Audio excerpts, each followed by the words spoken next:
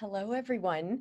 My name is Lori Peak, and I am the director of the Natural Hazard Center here at the University of Colorado Boulder.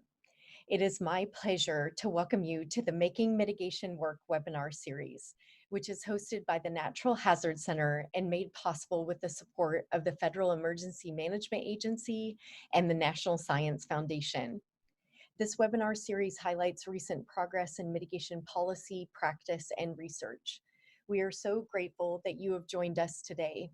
And before launching in, we wanted to acknowledge that many of our colleagues and partners in emergency management have turned much of their focus toward the COVID-19 emergency response. We want to acknowledge that and thank everyone for the work that you're doing, even as we move forward with projects in many other places that are all geared toward attempting to reduce natural hazards risk. Before we begin the formal webinar presentation, we also wanted to remind everyone that this forum is being recorded.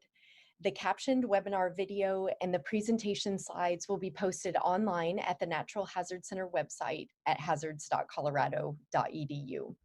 This is also where you can find the recordings and supplemental materials from the prior Making Mitigation Work webinars. We also wanted to notify all participants that thanks to a partnership with the International Association of Emergency Managers, we are now offering one contact hour of emergency management training through the IAEM certification program. To receive the credit, you are required to attend for the entire webinar session. Please visit the Making Mitigation Work webpage under the Trainings tab at hazards.colorado.edu for more information. You can contact Katie Murphy for more details on receiving your certificate for attending this webinar today. Katie's email address is on the current slide, and it also appears on the Making Mitigation Work webinar webpage. If at any point during the presentation you have questions or comments, you can offer those either via the chat function or the Q&A box on Zoom. You can set the chat function so only the presenters and administrators see your comments, or so that everyone on the webinar sees them.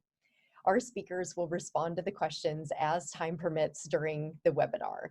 For those questions we are unable to get to, we will share written responses via the Making Mitigation Work webinar page. We also wanted to give a shout out to all of the participants on the webinar. During each of these prior sessions, you all have been asking a number of highly thoughtful and deeply informed questions. We thank you for them, and they have helped to motivate some of our future webinars. So thank you for listening, and thank you for the work that you do. Now, without further ado, I would like to introduce you to our speakers for today's webinar. Please note that their full and highly impressive biographies are posted on the Making Mitigation Work website. For now, though, I hope you will join me in giving a warm virtual welcome to our two presenters with a brief introduction to follow. Our first speaker will be Sean McGowan, who is the Earthquake Program Manager and Building Science Lead for FEMA Region VIII. Sean collaborates with states in the Rocky Mountain region to mitigate earthquake risk and adopt robust building codes. Many of you on this webinar today may have met Sean, as he regularly provides earthquake-related training and outreach in partnership with state and local leaders.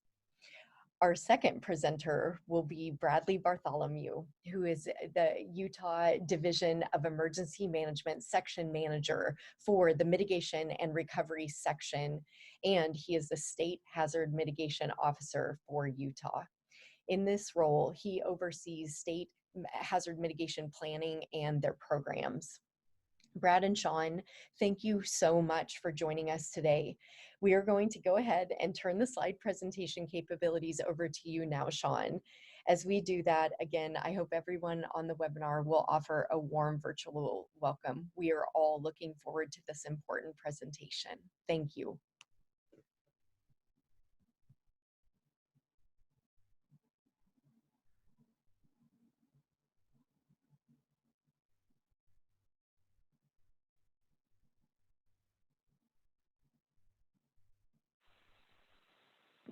Thank you, Lori, for the kind introduction. As she mentioned, this is Sean McGowan, and I'd like to begin by telling you a story about a house. Sean. About a year and a half. Sean, sorry, Yep. before you Yep. begin, you want to put your slides into presenter mode, and you're coming through really well. Thank you. Okay. Are you not seeing the slides? I can see the slides, but they're not in full screen mode yet. Okay, apologies, everybody. No, but just wanted to let you know before you launch into what we know is going to be a great presentation.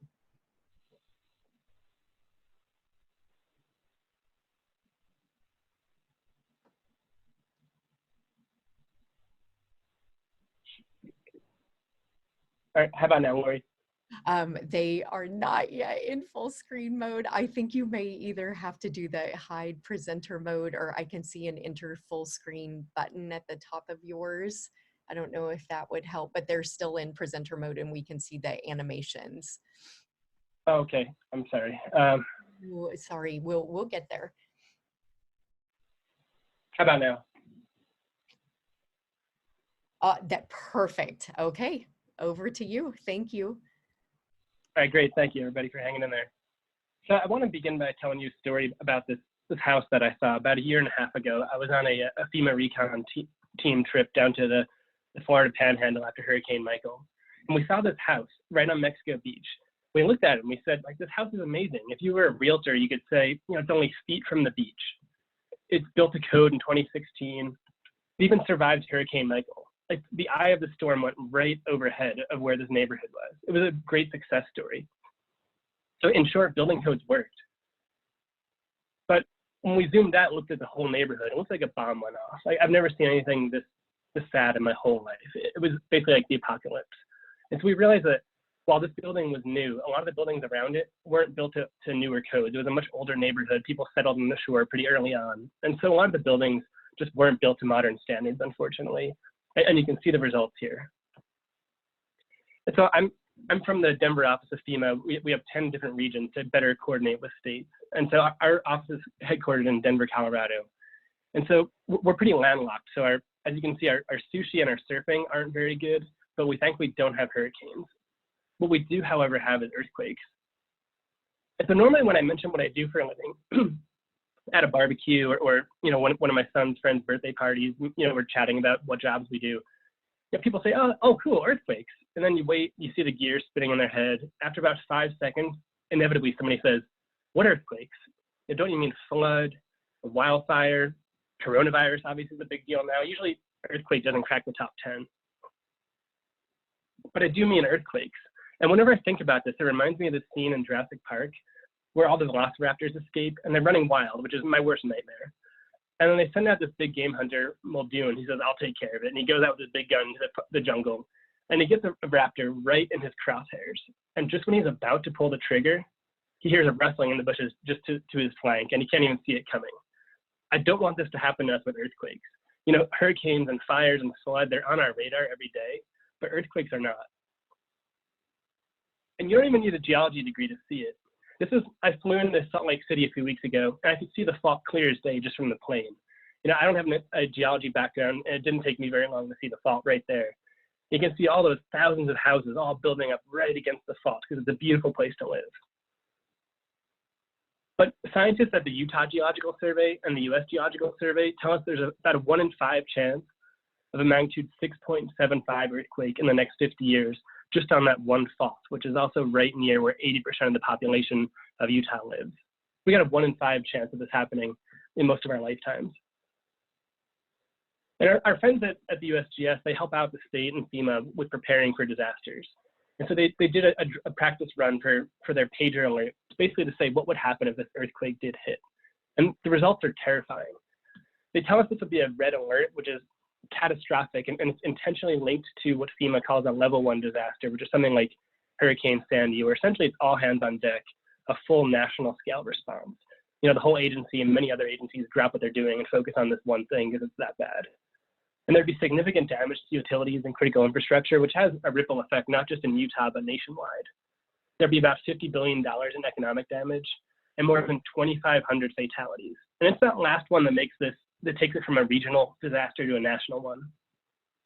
Because you might be thinking that's a lot of deaths for a state that to be honest, like isn't as highly populated as a place like California or Texas. It kind of feels like almost like disaster movie losses. But in fact, more people would be killed by this earthquake than New Madrid in the 1800s, Anchorage in 1964, San Fernando in 71, Loma Prieta in 89, Northridge in 94, and Nisqually in Seattle in 2001. And I'm not trying to diminish those other earthquakes. Those were all disasters in their own right and terrible and ruined people's lives. But it just shows you how bad this one particular earthquake is. And most people will be caught off guard by that. And the reason is unreinforced masonry. These are brittle brick buildings. You think about an old historic Victorian and nice downtown area. It's those buildings that were built, 50, 100 years ago that are pretty and beautiful and people love them. But they have no steel holding them together. And so even at low shaking, they can experience life-threatening levels of damage. And the sad thing is that the walls often don't just collapse inward. That would be bad enough, but they actually collapse outward oftentimes. And we saw this over and over again in Christchurch in 2011. And these bricks are common killers. And they can hit and kill people who are walking by, or in many cases in buses and cars that were driving by. And sometimes they even people who retrofit their own building, if their neighbor didn't retrofit it, they were killed, or their business was ruined, or even if their business was just fine, just because the building next door was about to fall over, they had to close up shop. And so it just cascaded the impacts of an earthquake. And the scary thing is that in Utah, there's a very high concentration of these killer buildings. There's 30,000 in Salt Lake City alone, which is more than in the entire state of California. And there's 147,000 along the most populated area of the state. Now, if you do the math, and you look at the census data, that's about 440,000 people at risk in these buildings, which is comparable to the entire population of a city like Oakland or Minneapolis or Miami. So there's a lot of people in these buildings at risk. But it's not all bad news. Usually when you get enough people who geek out about earthquakes or emergency managers, you get enough of us in a circle, and we start talking about an earthquake. First of all, the conversation starts out like this, then things progress to here. And then before you know it, everybody looks around and we realize we're talking about the apocalypse, essentially. So it's not all bad news. Thankfully, I won't bore you with the details, but I'm an engineer, and we do know how to fix this problem. It's actually a pretty simple thing. You brace the wall and the floor together, and you can brace the decorative parapets up top. And this isn't going to make the building perfect by any means, but it may mean the difference between life and death. And so this is an easy thing to fix from an engineering perspective. And so you may be thinking, okay, if it's simple and we know this is a problem, why isn't somebody doing something about it? And the main reason is economics. These buildings exist today because people love them. Victorians, Tudors, Georgians, brownstones, these are some of the iconic architectural styles worldwide. And people love them. And they're usually in these quaint, charming, historic downtown districts that have a great quality of life and everything's walkable and there's good restaurants and parks and schools. So people love moving to these neighborhoods because they're beautiful and they have great amenities. In fact, I'm guilty of this. This was my house in Denver that my wife and I moved into. We lived there for a couple of years before we got terrified and moved out. But these buildings are highly sought after. And you look at that giant chimney just waiting to fall down. It kind of kept me up at night.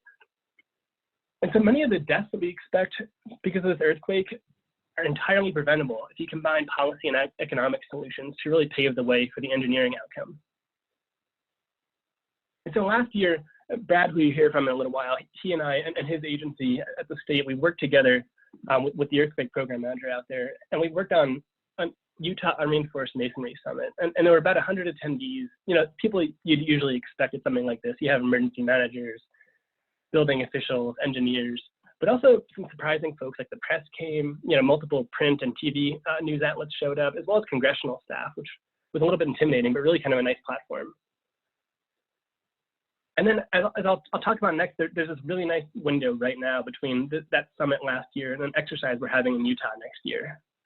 And so that exercise is, so every year FEMA has a national exercise, and this one's called the Great Salt Shake. It'll be in Utah next year. And aside from being my favorite dad joke of all time, I think that exercise is going to be a great chance to raise awareness of this issue. And when people talk about why the loss is so high for an earthquake like this, we can really point out it's because of the URM problem. And in mitigation, we actually know how to fix this problem. And we can highlight what we're doing right now with the state, as well as what's to come. And so we have a really strong ally in this right now. The media, like I mentioned, we're heavily in attendance at the summit, and they're all over the exercise, and it'll continue to ramp up as it comes up next year. And so we met with the editorial boards, like the state and the FEMA office. We met the editorial boards of the two major newspapers in Salt Lake City. And the editorial board, for those who don't know, they're the people who decide what makes the news and what doesn't. If it's the front page news story, it's because they said so. So they have a lot of influence, and rightfully so. But we worked with them. We said, hey, we had this summit. There's this really big problem right in your backyard. And as you can see from some of the headlines you see here over the next couple of weeks that followed after the summit, people really took notice, and this really gained a lot of traction. And so usually at this point when I talk about this issue, people say, oh yeah, of course, yeah, you should save lives, you should fix buildings, mitigation is great. But somebody in the back of the room is always doing the math and saying, wait, there's 147,000 of these buildings. How on earth are you going to pay for that? And it's a good question. So after Hurricane Sandy, the Government Accountability Office reached out to a number of agencies that are involved in mitigation nationwide and said, look, we have to do better as a country. Like you're all trying your best, but you're going in different directions. We have to really align our priorities and make sure that we're tackling the big issues as a nation together. And so from that effort came the National Mitigation Investment Strategy, which came out last year.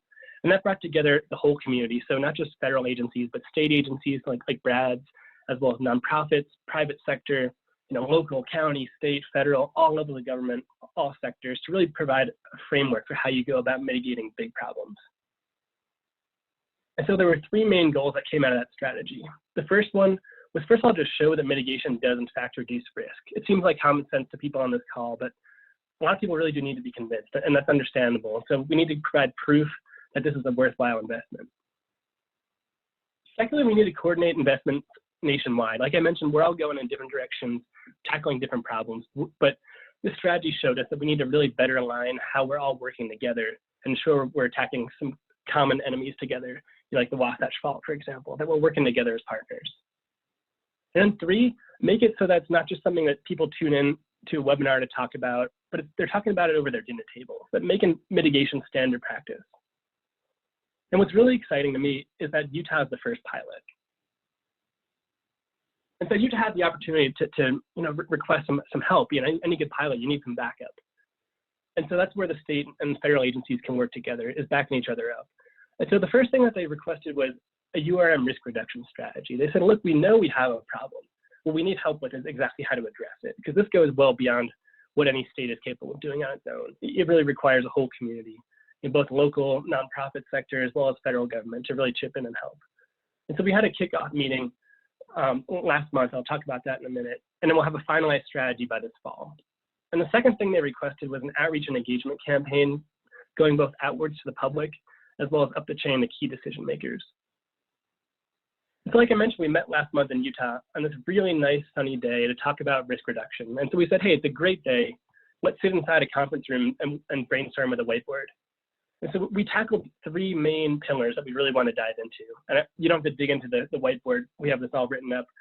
We can share that in the fall once we're finished. But the first was, people need to know that this is a problem. Not everybody does. And so the first step is just having an outreach and engagement campaign to really raise awareness of this problem, to help people understand what the problem is and gain some buy-in, not just from the public, but key stakeholders. And we're going to build on that in the fall with starting to work on voluntary retrofit. So helping the municipalities that really want to attack this problem and help them map out how they can structure different financial incentives, like tax incentives or different mortgage options, or having insurance companies buy down some of the risk, or reducing premiums for people who are retrofitting, finding multiple ways to get at the problem. How do we make it easier for people to do the right thing? And then providing some technical backup as well to support that. And then for those communities that want to take it a step further, we're planning to draft some model ordinances that if they choose to go this route, they could adopt mandatory ordinances. But we'd be providing resources and say, here's a framework to build upon. Here's some things that have worked in other towns, and just give them multiple options to work with. And so before I finish up and hand it off to Brad, I just want to highlight that it's really important in this process to have good, strong partnerships. And one of the most important ones in this space is the Utah Seismic Safety Commission. And this is led by three organizations: Utah Division of Emergency Management, that's where Brad works, and then the Utah Geological Survey, as well as the University of Utah Seismograph stations. I'm going to blow this graphic up so you can see just how many groups are involved. There's about 15 of them here. And you can see that there's government groups, there's professional groups, there's Department of Transportation, the legislature's involved, the insurance agencies, FEMA and the USGS are involved. So you have this multi-sector group all working together. And what's really important about this is they celebrated their 25th anniversary last year. So it's not like we just started doing this once the Mitigation Investment Strategy was published. We said, okay, cool, we got to work together on earthquakes. This has been going on for a long time. But we're using that investment strategy to really shape and channel our efforts and align them in one direction all at the same time.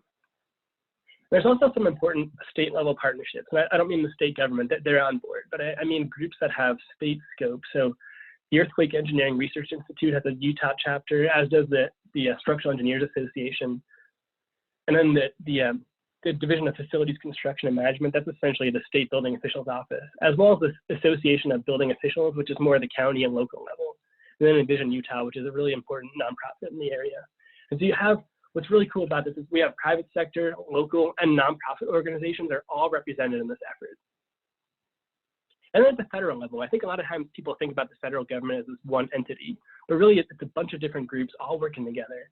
Now, even in FEMA, we have our office in Denver, we have the Seattle office working on it because they have a lot of URMs as well in that part of the country.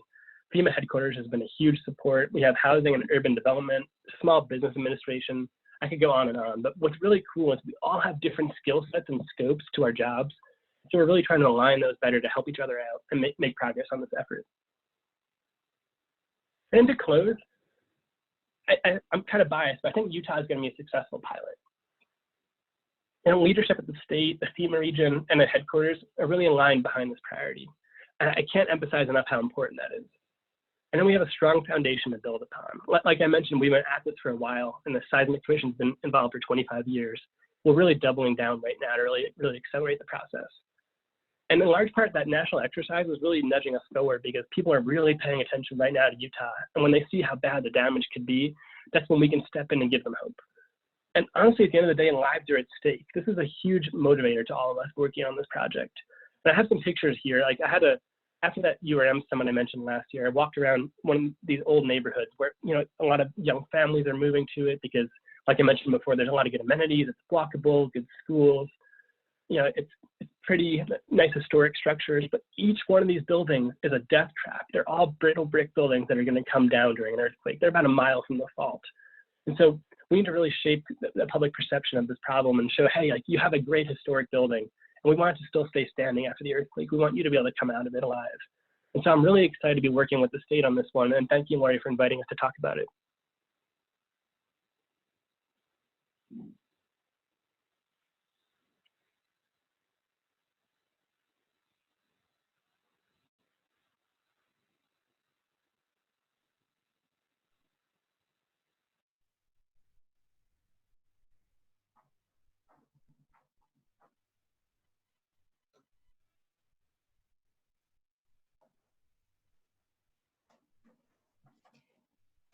I've got the mute off. Let me know if that's not the case. Sean, that was an extraordinary presentation. Thank you so much. And Brad, we can hear you now. And so if you want to go ahead, I think you're off mute and we can see your slides. Thank you. All right. Well, to follow what Sean has just said, I'm going to talk a little bit more about that strong foundation and why Utah is going to succeed with this pilot project with the URM strategy and the National Mitigation Investment Strategy. And the timing is perfect, and we'll get into that.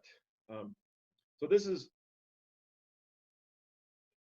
a map built from HAZUS, which is the Hazard US Earthquake Modeling Program, showing Salt Lake City. And as Sean mentioned before, there's over 31,000 residential URMs in just Salt Lake City, and this gives you an idea of where most of those are.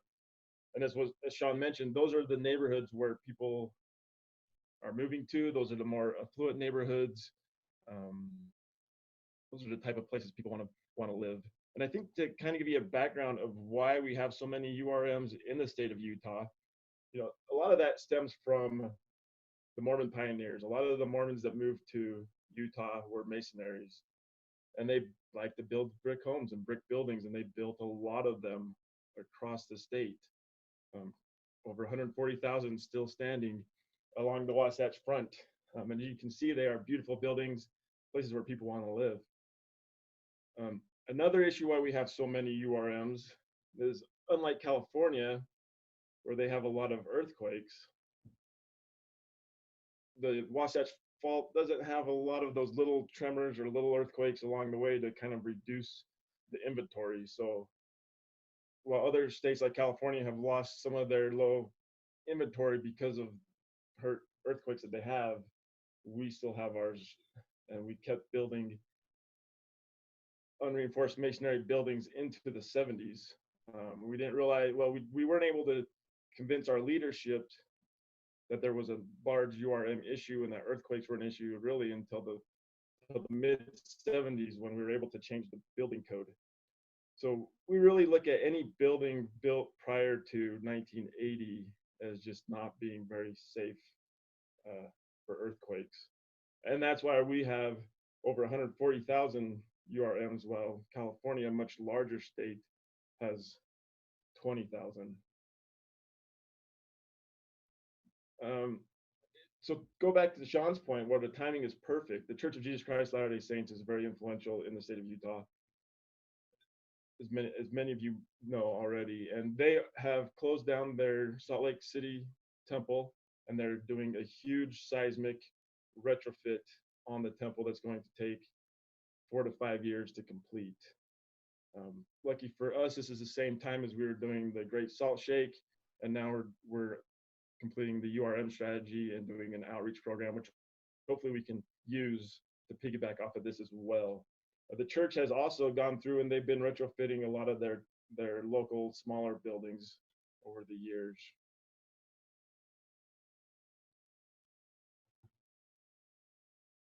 Of course, this is not a new problem. This isn't something that we just said, hey, we have this earthquake issue. We've known about it for quite some time. In 1989, Salt Lake City retrofitted their city and county building because it was one of the first large public buildings to have base isolators.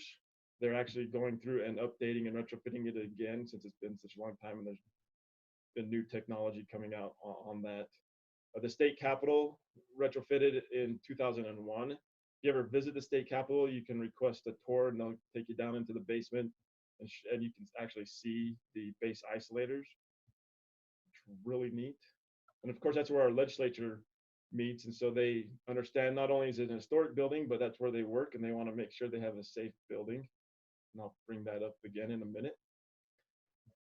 So between 2003 and 2018, the state of Utah has worked closely with FEMA and the Hazard Mitigation Assistance Program in bringing funding into Utah to retrofit buildings. We feel that we've been, for such a smaller state, we've been fairly successful with this program, bringing in $50 million in federal funding, where half of that has gone to seismic retrofitting. But we have a whole list of all of our projects on that. If you follow that link, I'm just going to highlight a couple. So the first project that we completed in 2003 was the Marriott Library. This is a project that the University of Utah had been going after the state legislature for funding for years. During that time, the state legislature, of course, funded and retrofitted the Capitol building. So they knew that there was an issue, but they weren't giving funding to the University of Utah to retrofit the Marriott Library. And I did go, during this time, I wasn't working in my position. I was actually a student in that building. And had I known how unsafe that building was at the time, I don't know if I would have been able to do as much studying as I did. But that's one of those buildings that would just pancake in an earthquake and probably kill everybody inside at the time. And so this was a project that the University of Utah had been going after for some time. So 2003, the first year of the pre-disaster mitigation grant program, they applied for a grant to retrofit the library. FEMA awarded the grant, and then the school went to the Utah legislature and said, hey, FEMA and the federal government believe that this is an important project, and they've given us $3 million, but we have to have more funding to make this work, or we have to return the funding back. And so then the state legislature did give them some funding, and then they were able to use the state funding, FEMA funding, school funding, as well as private donations. Closer to the mic. And so the whole project was nearly $1 million, but this was really something that would not have happened had FEMA not given the University of Utah that $3 million. Building those partnerships and relationships. And this is something that the University of Utah has gone forward. After this, they wrote a hazard mitigation plan. They incorporated their hazard mitigation plan into their capital improvements plan. And they have gone through and either they tore down another, probably this, after the Marriott Library was the next most dangerous building on campus, another one that I spent a significant amount of my undergrad at. And had I known at the time, I don't know if I would have been as comfortable in that building, but luckily that building is now gone and they built a new one, and they've been able to build either retrofit buildings or build totally new buildings that are seismically safer. Jordan Valley Water Conservancy District, in 2003, they participated in a state hazard mitigation planning effort. They actually had an annex to the mitigation plan, the state hazard mitigation plan. And in that annex, they were able to look a lot closer at each of their buildings and identify where their biggest concerns and issues were and what needed to be done to address those and to mitigate against that. And they were able to get several mitigation grants to retrofit their buildings. And they were really looking at how can we stay in the business of delivering water after an earthquake, and what do we need to do? And now hopefully after an earthquake, their buildings will still be standing, and while they won't have to worry about their buildings as much as their water infrastructure. We were based in Water Conservancy District, followed and learned what Jordan Valley was doing and followed their footsteps. They wrote a hazard mitigation plan in 2008. And as you can see, they were able to use not only the pre-disaster mitigation grant program, but also the hazard mitigation grant program, which comes after a disaster. And because they already had these projects in their mitigation plan identified as mitigation strategies, when we had those disasters in 2011 and 2012, they had projects ready to go and were able to submit them quickly and get those funded quickly. They currently updated their mitigation plan in 2018. And not only have they applied for the Resilient Infrastructure PDM grant, they're looking forward to the new BRIC program that will be replacing PDM. Murray School District, in 2014, they wrote a mitigation plan to look at each of their schools to see what hazards they needed and what their risks were. They were able to take that mitigation plan and retrofit 4 of their 7 elementary schools and 1 of the 2 junior highs that they have in their school district. The other 3 elementary schools that they did an assessment on as well with all of them, and they decided that 3 elementary schools and 1 junior high were not worth retrofitting, and so they were able to get bonding and use their funding to just tear those schools down and rebuild new ones, as well as their high school. They just have rebuilt that as well. And as you can see that while PDM is a 75-25 federal shared local match, in 2 of these grants, they provided much more than that. So Fix the Bricks inception. So Fix the Bricks was actually created in Salt Lake City in the 2000s, and it was basically a educational program. You know, we have a problem with URMs. How do we address that problem? Here's how you can retrofit your house. You know, there wasn't any funding tied to it. It was just fixing your house. Building close relationships with the city, the state, and the city talked about this issue at length for several years. Kind of how do we address this? What can we do? We looked at the earthquake brace and bolt, as well as other programs throughout other states and cities on how they were helping homeowners, providing grants or loans, some type of small funding to help homeowners address their URM issue. And then we started looking at what other states were doing as far as mitigation across the board, and looking at how Oklahoma was using funding, using PDM funding, HMGP funding to build safe rooms in homes. And we thought, well, if they could build safe rooms in homes, maybe we could use the PDM funding to fix the bricks. And that's where we started from. So once we kind of started talking about that and working with FEMA, going back to the building partnerships, and the steering committee was really just partners meeting together to talk about, okay, well, we know we have this issue, we need to apply for the PDM grant. What do we need to do to go about that and make that work? And bringing in, the State Historic Preservation Office, talk about historic concerns, because most of these buildings, okay, all these buildings are historic or in historic neighborhoods.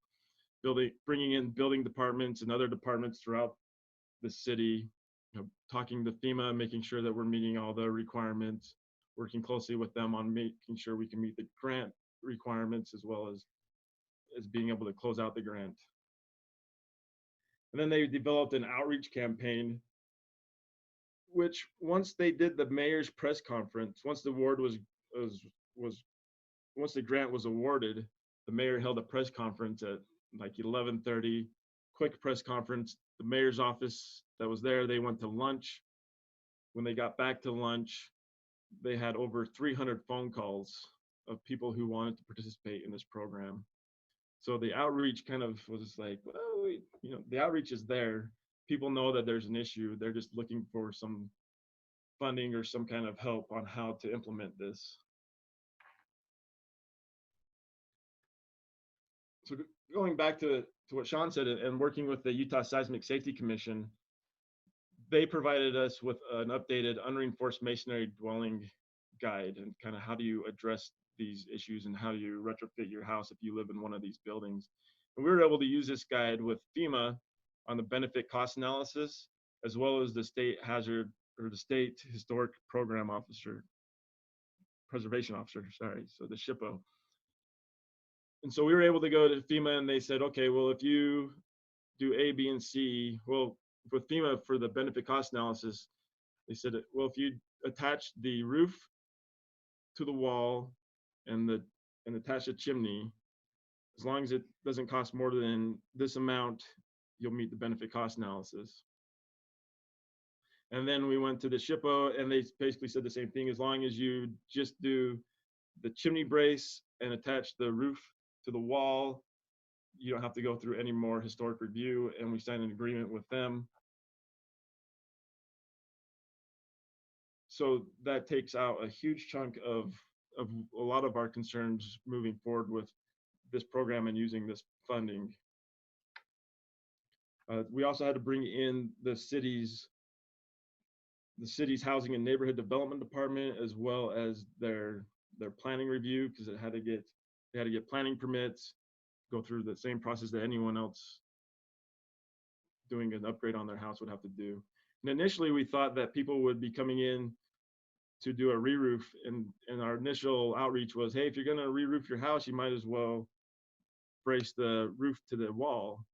But now what we're seeing actually is a lot of people are coming in to do the seismic retrofits, and then they're saying, oh, well, while we have this open, we might as well re-roof.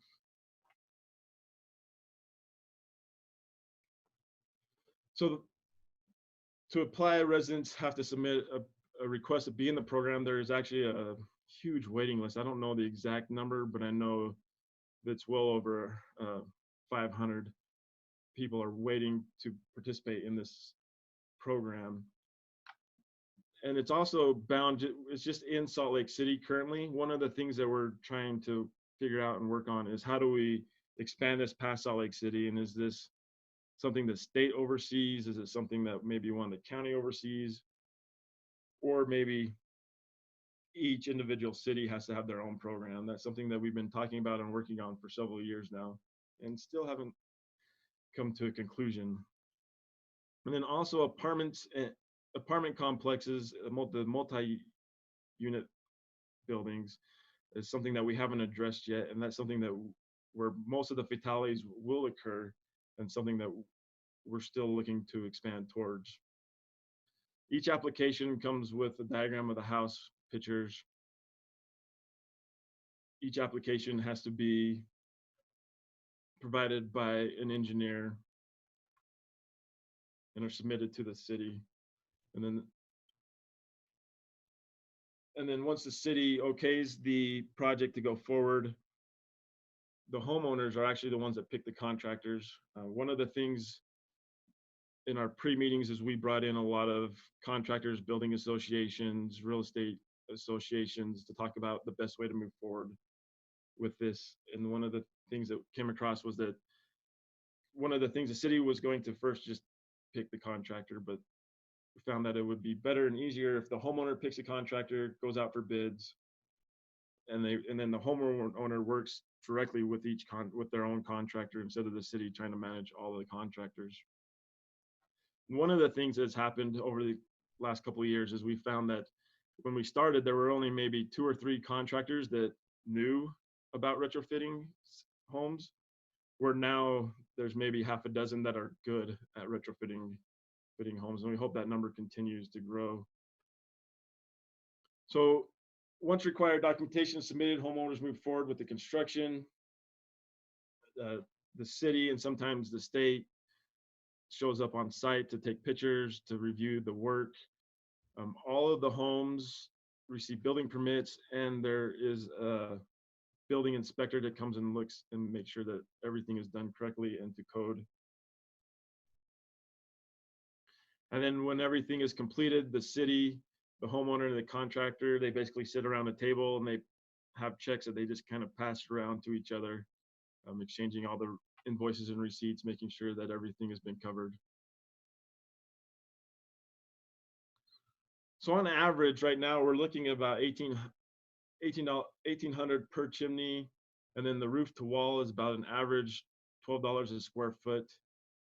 Those are for some of the more simple, basic homes. Some of the other homes, the Victorian homes, start to get a little bit more expensive because of all the nooks and crannies, and they have a lot of different parapets and chimneys. So here's the numbers of, these are the grants that we have received through the pre-disaster mitigation program, 2016, 17, and 18. We did apply for a 2019 grant that we'll be waiting to hear hopefully this spring. The difference with the 2019 grant is that we are looking at retrofitting apartment complexes in that grant. So we'll see how that moves forward. That will change some of the benefit cost analysis as well as the historic agreements. So one of the things to bring up here is you see these 3 years, we have under 500 homes that will have retrofitted. And if you remember the numbers, just in Salt Lake City alone, we have 34,000 unreinforced masonry buildings. So that's a huge gap. And if we just continue doing 250 homes a year, it's going to take us a long time to retrofit all of those buildings and all the homes. So hopefully this is something, and this is why we turned to FEMA and the Mitigation Investment Strategy and said, hey, we would really like help to build this, to build a URM strategy. How can we address this significant number of URMs and fatalities, and how can we reduce those numbers? And hopefully building on the relationships and the work that we've already done, we can move forward in expanding this program, not only throughout the city, but the whole state, and really addressing this issue at hopefully a larger scale. So again, partnerships are key. We're looking at working with nonprofits as well as cities on how do we expand to the lower income housing. Salt Lake City has their housing and development department that has a lot of programs to help low income homeowners fix up their home. We're hoping maybe we could work with that in helping low income homeowners retrofit their home as well. There's also nonprofits that do the same thing that we've been talking to. The state to federal, without our great relationship with FEMA, there's no way that this project or many of our projects would get funded or out the door. One of the questions that we always are asking is who's missing, who else needs to be at the table. Definitely always looking at the vulnerable populations.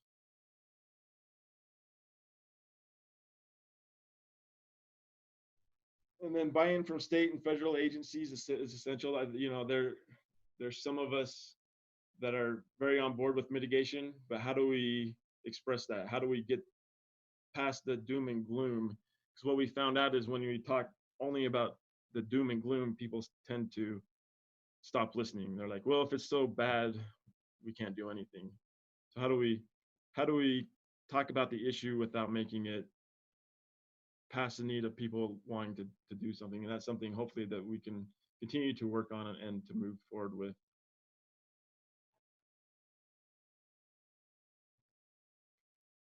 And then always identify key windows of support. After disaster, I'll go to a community to help them with their hazard mitigation plan.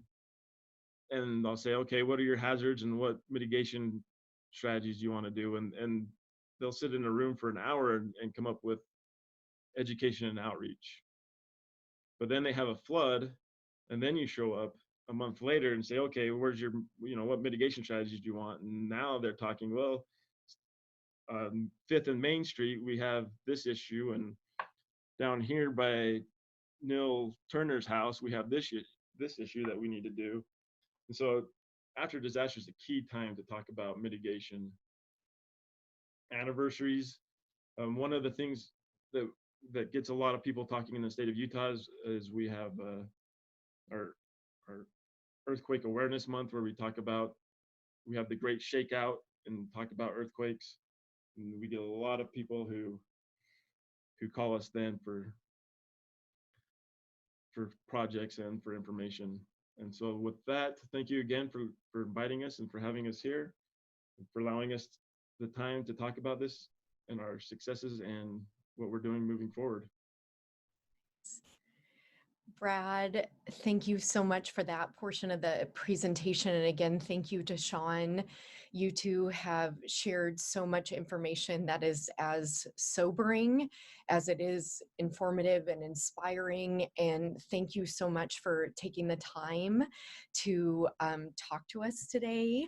And so we have one question that came in from Richard, just wanted to know if the slides will be made available and if the presentation's being recorded, and just want to confirm yes. And yes, we will be posting the slides from this, and also we will be posting the video recording of the webinar on the hazards.colorado.edu website. And so thank you for that question, Richard. And then we also had another question about the benefit cost analyses and whether when those, can you talk to our webinar participants about how you actually do that when there hasn't been a history of earthquake damages in a region? So Sean or Brad, can one or both of you take that one, please? Yeah, I think I'll try, and then if I don't answer very well, maybe Sean could pick up.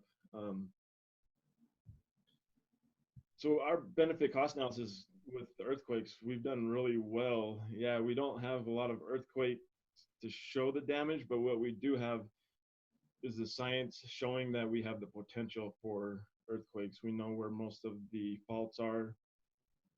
There's always the ones that you don't know that you don't have. But we know where a lot of the faults are. There's been a significant amount of study on the region as far as earthquakes, so we know what the potential is, and we're able to use that in our benefit cost analysis. So I don't know if that fully answers the question, but Yeah, this is Sean. That's exactly what I was going to say. So yeah, nailed it. Brad and Sean, I have another question for you and to our participants on the webinar. Please remember you can use the chat box or the Q&A box, and Brad and Sean have about 5 to 7 minutes for questions. So please, to the participants, go ahead and share those. And Paul, thanks for that question about the benefit cost ratio. Brad, you mentioned twice during your presentation about your recognition that you were going to school in these so-called killer buildings. And Sean and Brad, something we've confronted a lot is this question of what do you tell people once they learn that their home or their child's school or the place where they work, once they learn about the risk of these buildings, but then life goes on. People have to go to work. They've bought a home, their kids in school. What do you tell people once they learn of this risk, if they do become deeply concerned about it, which we know that many people do once they learn and come to understand it? What's your recommendation for others who are out there who are grappling with this, and how do you handle that? Thank you. Well, I'm always a fun person to have at parties. I was talking about, you start talking, oh yeah, what do you do for a living? Oh, I work for the state emergency management, do disasters. They're like, oh yeah, we're going to have an earthquake. You know, and the next question after that is, oh, so how's my house going to stand during an earthquake? So I always have to answer that, well, where do you live? What kind of house is it? How many stories do you have? And like Sean, I also lived in a URM for several years. We just moved out a couple years ago, but spent a good 14 years in a URM. Like with all disasters, everyone, there's a level of risk everyone is taking with where they choose to live and traveling and that. And it's just kind of an open conversation. A lot of people in single family homes, just like, well, your home's not going to collapse, so your ceiling will probably fall on top of you. And, just, unless they live in a 2-story house, then it's like, well, you should be a little bit more concerned and maybe look at getting it retrofitted. As far as the schools, Salt Lake School District is one that on their own in the 2000s, they just went through and tore down all their elementary schools and rebuilt new ones.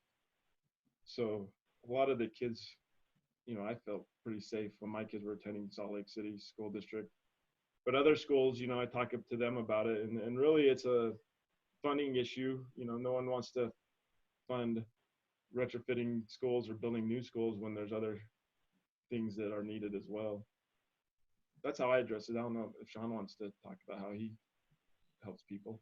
Yeah, that's a great answer, Brad. I usually try to just, I don't want to dwell on the negative. I say, yeah, you're right, this is a problem and it is serious, but I always try to connect the dots to, but here's what you can do about it. And like Brad's getting at, you say, hey, there's just Fix the Bricks program. There's a lot of other resources that FEMA and the state provide in terms of how you can retrofit. Sometimes the retrofit is a lot cheaper than people expect it to be. And I also say, in addition, like the physical protection, are you protected financially? And as a lot of people don't know, like earthquake insurance usually isn't part of a homeowner's policy. And so I always point that out and say, hey, as you probably have flood insurance, you actually need earthquake insurance too, to make sure that if your house is damaged, and it likely will be, hopefully it's not severe if you retrofit, but there's still going to be some damage, and make sure that you're able to put things back together financially as well as physically. Thank you for that, Sean. And as Sean and Brad, as you were answering, Tracy Olson shared a link to Earthquake Insurance Guide from the state of Oregon. So thank you for that, Tracy. And Gary wrote in a question wanting to know, were there other types of building construction beyond the URMs that were found to be at risk for earthquake damage? So can you comment on those, Brad and Sean, please? Our focus is, because our URM inventory is so large, so that's a lot of our focus. There are other building types, but maybe Sean can answer this a little bit better, being an engineer. There's so URMs are the clear front runner, unfortunately, in Utah, but there's also some other standard types that are pretty dangerous, like tilt up concrete.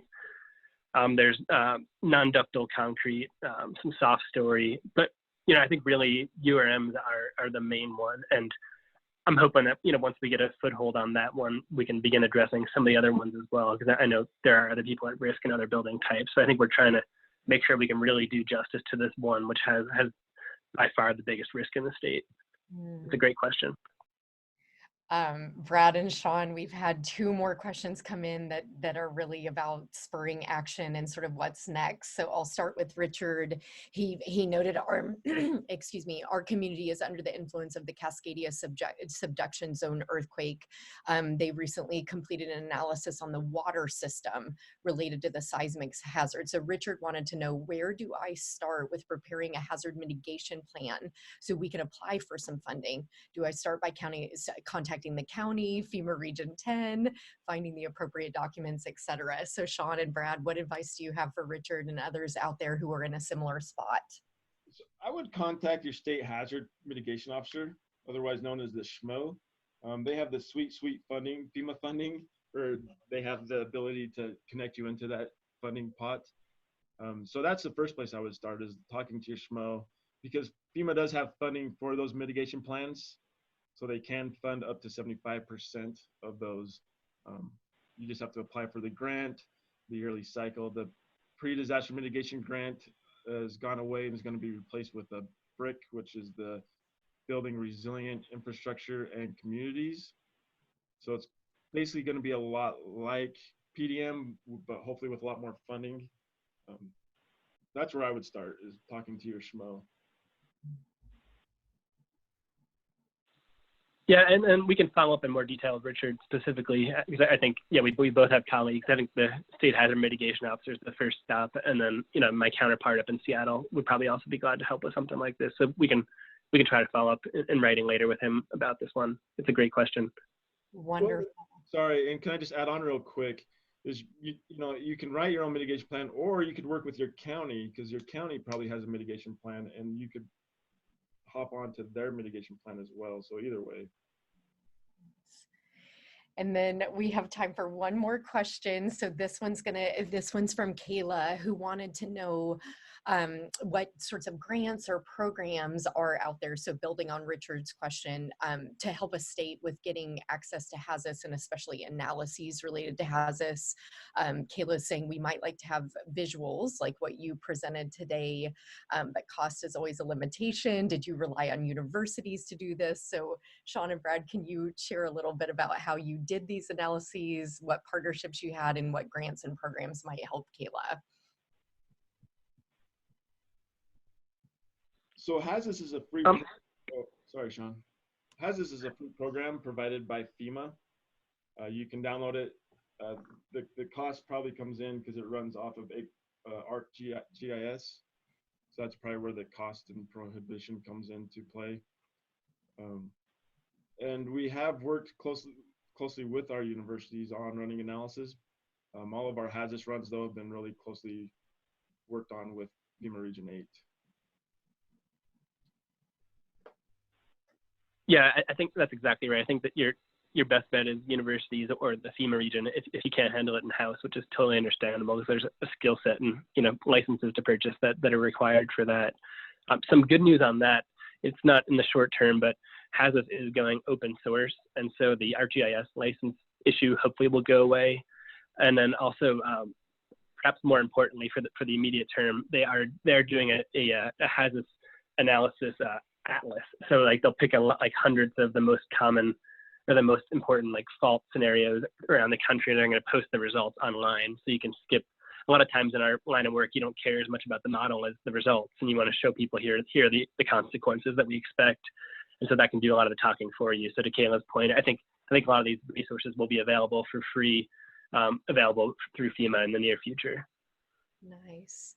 So Sean and Brad, thank you again so much for this presentation, and thank you for sharing your knowledge and expertise with us. To all of the participants on the webinar, thank you for these questions, and a special thanks to FEMA and the National Science Foundation for supporting this series so we can keep these conversations about mitigation and mitigation best practices moving forward.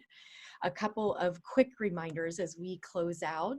For those of you who are seeking to earn a continuing education credit for participating today, please remember to contact Katie Murphy. And again, her email is on the present slide, or you can find that on our hazards.colorado.edu website.